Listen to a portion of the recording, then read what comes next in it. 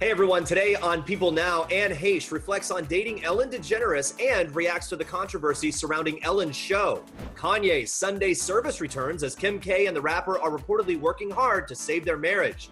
Plus a sneak peek from Katy Perry. Just a little sneak peek. The pregnant pop star showing off the nursery she's prepping for her new baby girl with Orlando Bloom. Also today, they're not any good for me. Real Housewives of Potomac star Monique Samuels opens up about if she can repair friendship with the other women on the show this season. All that and much more coming up today on People Now. Let's go.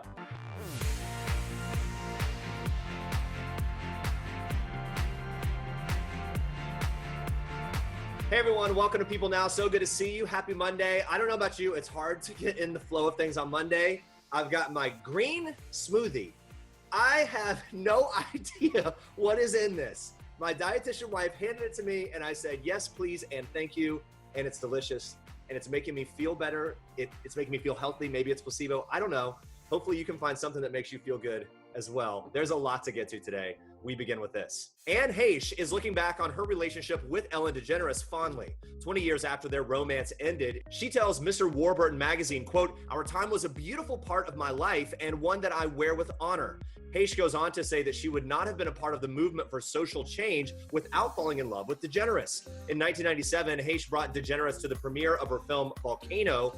DeGeneres had just come out as gay on her sitcom. Heche says that she was ushered out and fired from a multi-million-dollar picture deal with Fox for taking a girl as her date, something she says wouldn't happen today. Heche is proud to have been part of a revolution that helped move equality forward, acknowledging that there is still work to do. Heche's trailblazing when it comes to visibility for the LGBTQ community is a major reason why Mr. Warburton wanted her on the September cover. He credits Heche as an unsung hero, saying this, "Ellen gets all the credit, but Anne was really the first movie star to come out publicly and face just as much backlash." When addressing the recent accusations of toxicity on DeGeneres' show, Heche said this, quote, "I haven't spoken to Ellen in years. I'd listen to the people who have." Heche's interview comes as DeGeneres was spotted over the weekend grabbing lunch with Kevin Hart. Hart has spoken out publicly in defense of DeGeneres, saying in part, "She's treated my family and team with love and respect from day one." He went on to condemn the backlash DeGeneres has received, saying that it is sad to see the public falling in love with people's downfall. Hart concluded by asserting that his message is not meant to disregard the feelings of others and their experiences, but to, quote, "show what my experiences have been with my friend.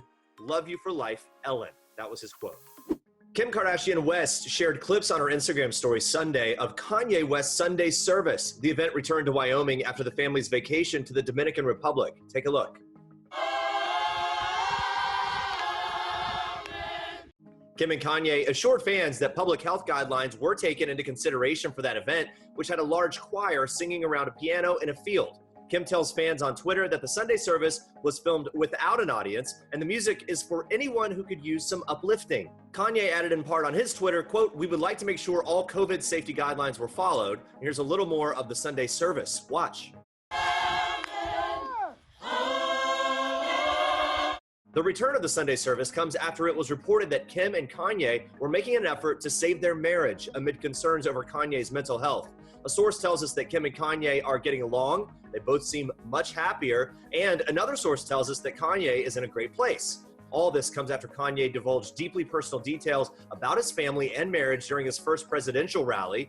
Kanye announced his unlikely presidential bid in July, a source telling People at the time and earlier this month that Kim is not happy with her husband's campaign, though she isn't focused on it. And guys, we always like to take this opportunity to tell you if you or someone you know is struggling with mental health, you can text the word strength to the crisis text line at 741-741. That'll connect you to a certified crisis counselor. All right, guys, Katy Perry is showing her fans an inside look at her baby girl's nursery. Take a look. Everyone, I'm gonna show you my baby room. Ready? Just a little sneak peek.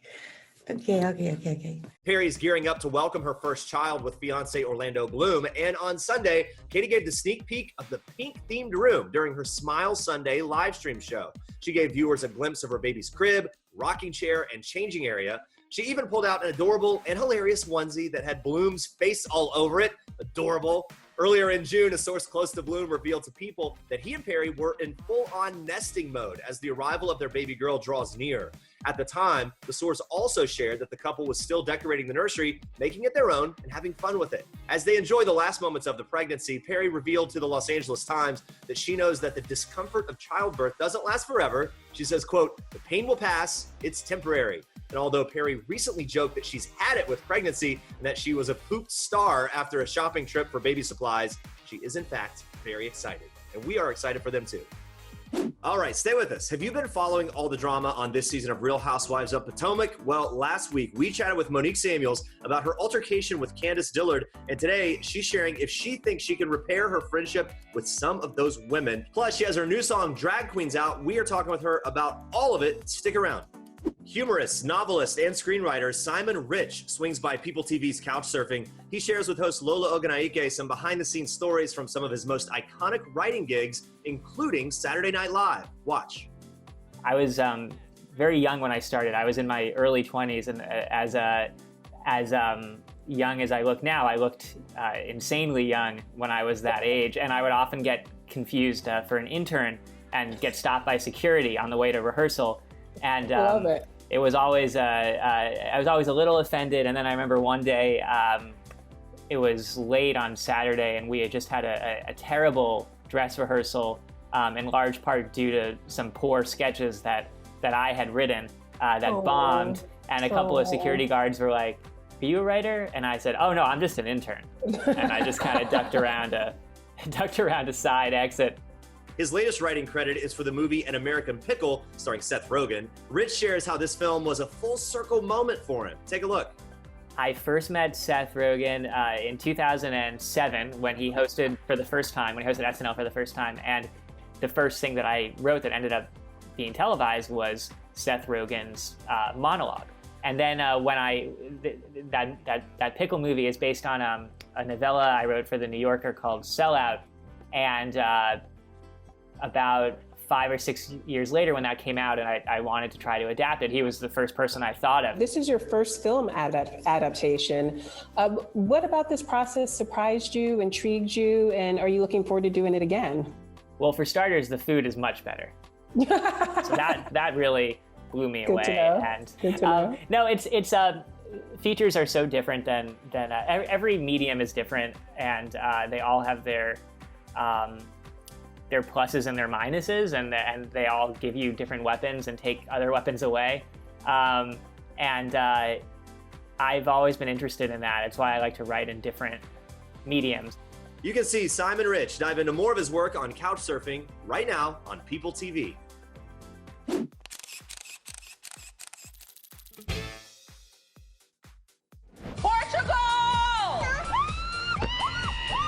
Are you doing your makeup? You trying to put some highlight on? Yes, there we go. My people. We don't play in the pea, honey. A new episode of The Real Housewives of Potomac aired last night, and last week, our producer, Sam Belikoff, caught up with Monique Samuels all about the current season, including her headline-making altercation with Candace Dillard.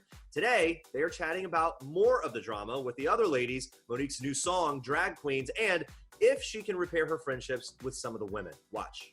You also have a new song out, Drag Queens. What would you say is the message behind that song? And then I know that real fans will know that there's been a lot of talk about that song and what it really means and things like that. Yes. So there's a play off of words on the hook, but in the verses, I am literally just reminding myself of who I am and what I stand for. So it's basically time out for all the BS, and it was my way of just relieving the stress that I have dealt with, getting it all on paper, and then letting it go. So everything that I felt about what transpired last season, I was able to jot it down, I guess my mindset at that moment, and I was able to just let it go. And that's what it's about. The chorus that I wrote that says "Drag Queens don't play," that came after I wrote the verses. So that did not inspire the verses. That was more so the play off of words that I knew the fans would hear and they'd be like, oh, wait, let me check this out, you know, so just to bring them in. I know before you came on, you used the Housewives, you used to do music, but obviously fans of Housewives, I know you're a fan of Housewives, know that like Luann, the Countess, like Housewives and pop songs, like, do you want to join those ranks? Like, do you want that to become part of your Housewives legacy, is doing music as well? If it happens, it would be nice, you know? So right now I'm just kind of taking it day by day and seeing where it goes. And right now the single is doing really well. It's doing really well. We're at almost 30,000 views on YouTube.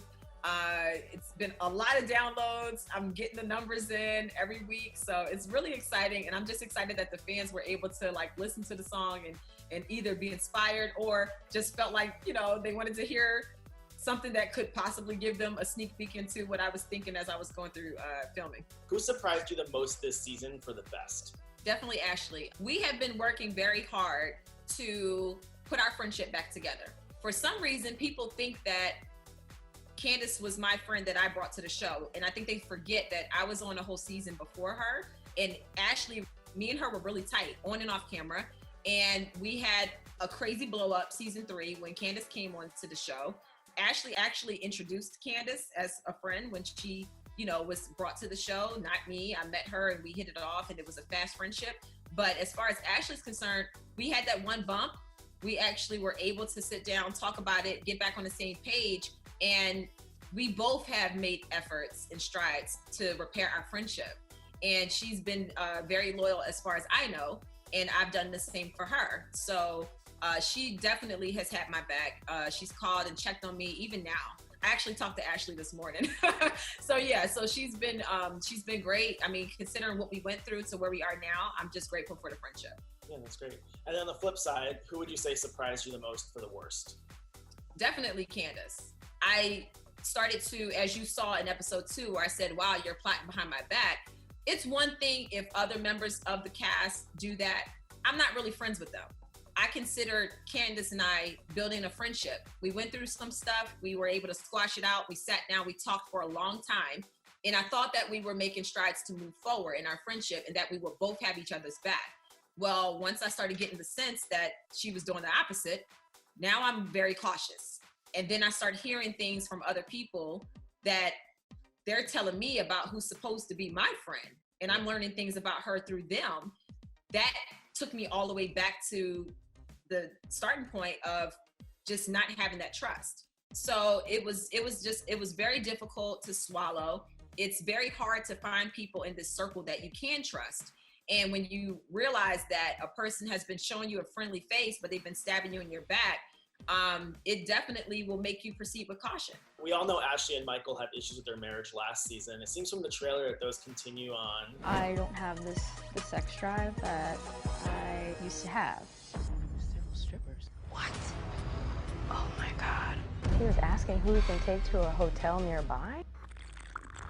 This is like it. We ended up going back to a hotel. How shocking was everything that went down with them this season to you? And then were you a good support for her, or what was that like? Yeah, every season is shocking.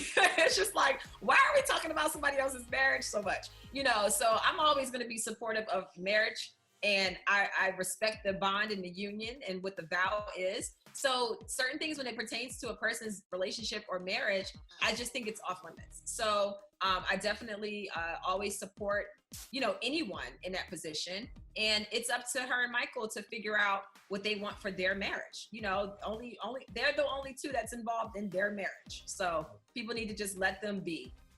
Well, it's interesting because you're talking about, you know, others prying into someone's marriage. And on the flip side, with Karen, we've seen at least from the trailer and in episode 1, she seems to be more open about her issues with Ray. Are you in love with me? But over time, things change. I'm done. We've been together 25 years. I just left in a heart. What do you think's going on there? Not with their marriage, but her openness. I respect the fact that a person can be open about their own marriage. That's the key right there. If you want to tell about what you have going on in your marriage and you want to share that, that should be up to you. So I respect the fact that Karen has been more comfortable and open. I definitely feel like if it wasn't as serious, I don't think that she would be as open. So clearly she's trying to figure out ways to reconnect and to get that bond back with her husband.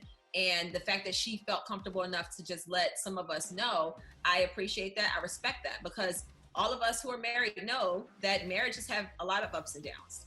You have those moments. So it's nice when you can have friends that you can talk to and get things off your chest and then move forward. Yeah.